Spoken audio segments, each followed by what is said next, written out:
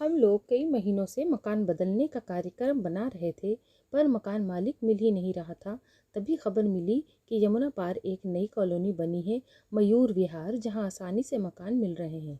एक रोज़ हम उस कॉलोनी में गए, प्रॉपर्टी डीलर से मिले तो उसने हमें कई मकान दिखाए, कुछ चौथी मंजिल पर, कुछ तीसरी और कुछ दूसरी, कुछ पहली और कुछ निचली मंजिल पर।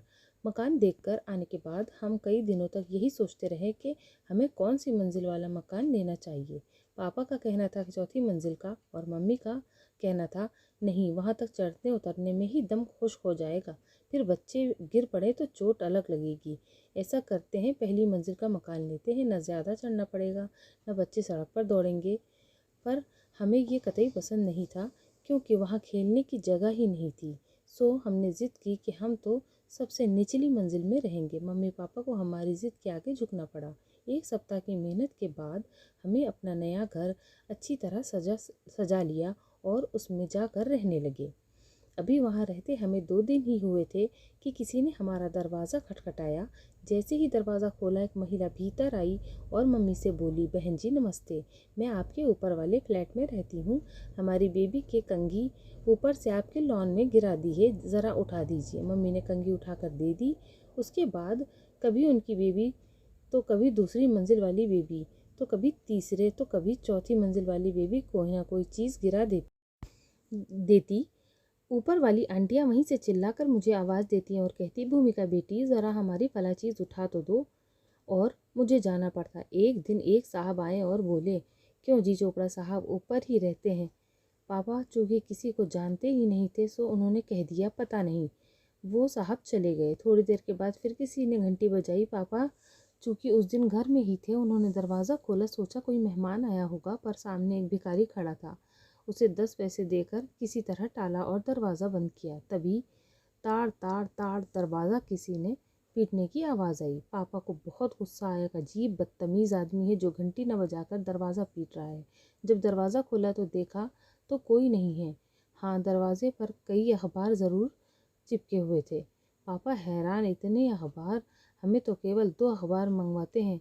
तभी उनको समझ में आया कि ज़रूर अखबार वाला जल्दी के में सबके अखबार हमारे ही दरवाजे फेंक कर चला गया है। मेरी फिर परेड हुई।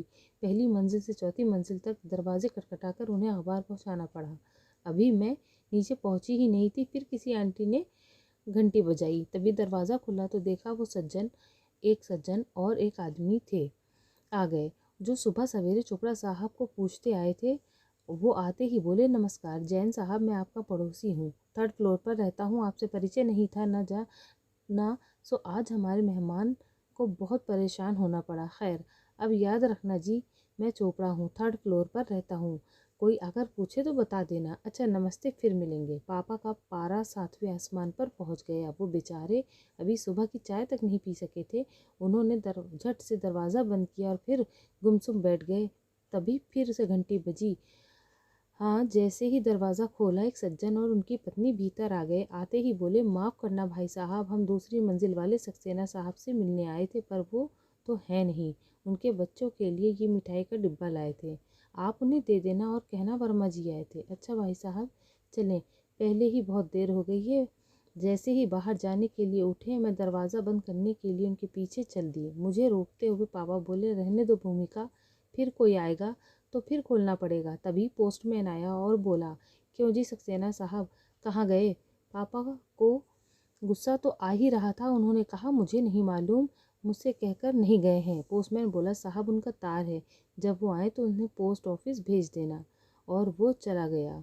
उसके जाते ही पापा बाथरूम चले गए। मैं अपना होमवर्क करने अपनी स्टडी में चली गई और मम्मी रसोई में नाश्ता बनाने लगी। अचानक मम्मी की चीखने की आवाज़ सुनकर मैं और पापा ड्राइंग रूम में आए तो देखा सक्सेना साहब के बच्चे के लिए वर्मा साहब जो मिठाई का डिब्बा दे गए थे, वो इत्मीनान से कुत्ता खा रहा था। ये नज़ारा देखते ही पापा ने अपना सिर पीट लिया और बिना नाश्ता किए ही घर से चले गए। 2 घंटे बाद जब पापा लौटे तो उनके साथ एक ट्रक भी था। आते ही उन्होंने मम्मी से कहा, हम तो बाज आए, निचली मंजिल का घर ना हुआ, सूचना केंद्र हो गया, झटपट सामान लपेटो। मैंने सादतपुर गांव में 1 मंजिल मकान किराए पर ले लिया है, अब हम वहीं रहेंगे। तो इसी तरह की और भी मज़ेदार कहानियों के लिए मेरे चैनल को सब्सक्राइब करना ना भूलें।